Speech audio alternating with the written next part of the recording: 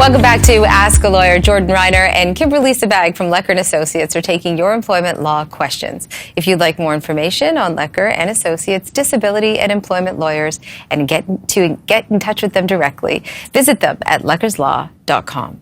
If you have a question for our experts, call us at 1-888-802-2016 or email us at askalawyer@cp24.com. Let's jump into our next question. Chris in Markham sent this in. I was in an accident 6 months ago and suffered a back injury. My doctor is hopeful that I will be able to return to work at some point in the next year or so, but can't yet give me a date when I can return. My employer is saying that if I don't come back next week, they will terminate my employment for abandonment. What does that mean? Do I have to return next week even if my doctor says I'm not ready? Am I entitled to severance? Jordan. Yeah, that's a situation I've seen in the past. The advice that I always give to clients in these circumstances is you listen to your doctor first and your lawyer second. If your doctor says you can't medically work, you don't work. Employer's going to do what they do. If they terminate your employment and call it an abandonment, that doesn't mean that a court is going to agree. All right? If your doctor says don't be there, don't put yourself in a position where you can make the injury worse or prolong the illness. That's not going to help anyone. If the employer terminates your employment and says you abandoned, there are a lot of protections in place to protect you in these circumstances. You can argue for a severance package. You could perhaps engage the Ontario Human Rights Code, and a tribunal can reinstate your job.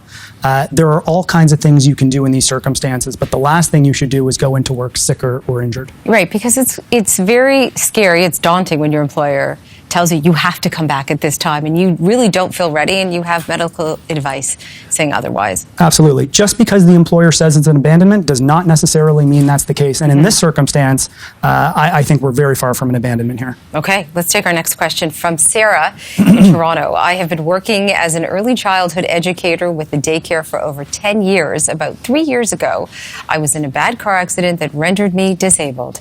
I have been on medical leave since that time. Today, I received a letter from my employer advising that my employment has been frustrated.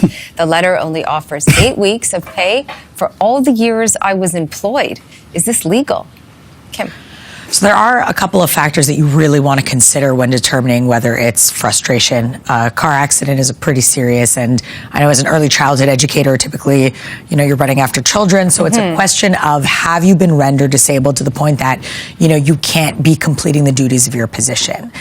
She's been there for 10 years. So the fact that she's only been off for 3 years is not necessarily determinative of it being frustration. It really depends on what a doctor's prognosis is. Will she be able to come back anytime soon? And if so, will she be able to work with children in the same capacity that she was before? And if so, then it wouldn't be frustration. What would you suggest for her to do? I would suggest for her to consult with her doctor, definitely. And then, of course, a lawyer, right? As Jordan said, your doctor first and your lawyer second, most definitely. And then the reason why they would have offered 8 weeks is because, for your statutory's notice of termination is 1 week per year to a maximum of 8. And then as well, there's statutory severance, but in the circumstances, if you're an early childhood educator and you're working for a small daycare, that may not apply, as it needs to be an employer with a payroll of over $2.5 million. Wow, okay. Great advice. It's important to remember that frustration can occur in one of two ways. Either it can be very sudden and jarring and a permanent situation where somebody who works with their hands has a permanent deformity or something of the sort, or it can happen through time. A person who's been injured or ill long enough and been off of work long enough, over time, eventually there could be an argument for frustration. The issue, as Kim rightly pointed out, is how long are we talking here? What is a reasonable amount of time?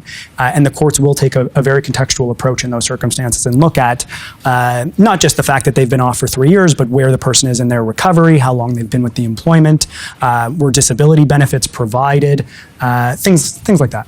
Okay, and of course it's case specific. Absolutely. Okay, let's take a short break. When we come back, Jordan and Kimberly from Leckers & Associates will answer an email question from Sean, whose position was filled while he was off work. Stay with us.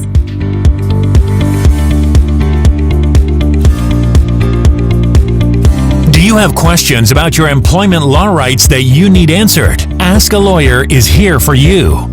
Every week, Lecker & Associates disability and employment lawyers are taking your questions on a wide range of employment law topics. Call 1-888-802-2016 or send your questions to askalawyer@cp24.com. Watch Ask a Lawyer every Wednesday at 9:30 p.m. on CP24.